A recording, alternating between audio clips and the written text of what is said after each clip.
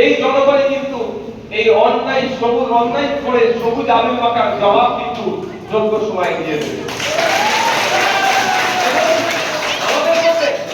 আমাদের সিদ্দিকা বেগম উনিও কিন্তু এই ভয়ঙ্কর একটা রোগে আক্রান্ত, কিন্তু একটা এই মহান কাজে তিনি অসুস্থতা নিয়েও সকাল থেকে কিন্তু এখন যতক্ষণ আমরা প্রোগ্রাম শেষ করছি উনি কিন্তু আমাদের সাথে আছে।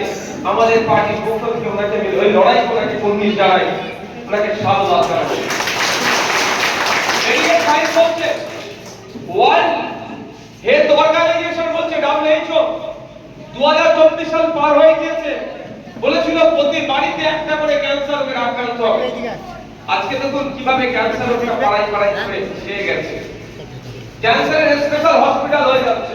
কিন্তু এর থেকে পরিত্রাণ পাওয়ার অনেক মাধ্যম আছে, একটা মাধ্যম কিন্তু সহজে আমরা কাজ করতে পারবো, সেটা কি প্রতি 90 দিন ছাড়া আমরা যদি নিয়মিত রক্ত দিই, পুরুষের জন্য আর মহিলাদের জন্য 120 দিন ছাড়া।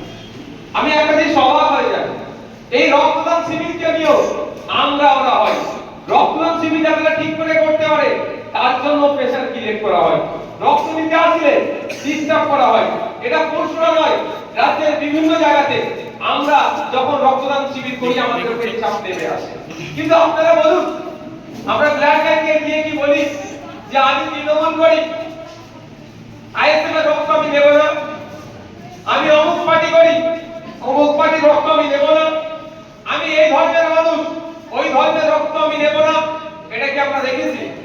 কিন্তু তৃণমূলের আমলে রক্তদানের রাজনীতি শুরু হয়ে গেছে।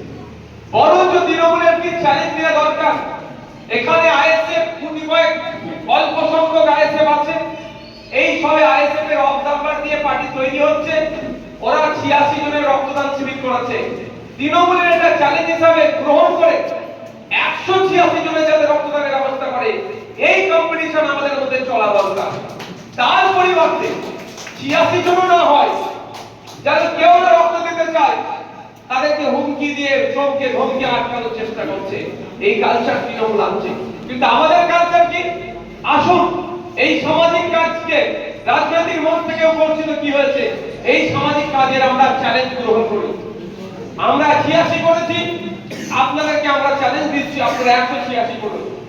আপনারা 186 করলে সেই চ্যালেঞ্জকে আমরা গ্রহণ করে এরপরে যখন করব আমরা 286 কি করে করা যায় তার জন্য আমরা চেষ্টা করব।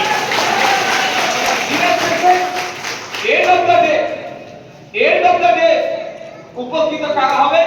সাধারণ মানুষ হবে। আজকে এখান থেকে রক্ত দিয়ে 86 জন মানুষ উপকৃত হবে, কালকে তৃণমূল যদি করে 186 মানুষ উপকৃত হবে, তারপরে আমরা করলে আবার 286 জন মানুষ উপকৃত হবে।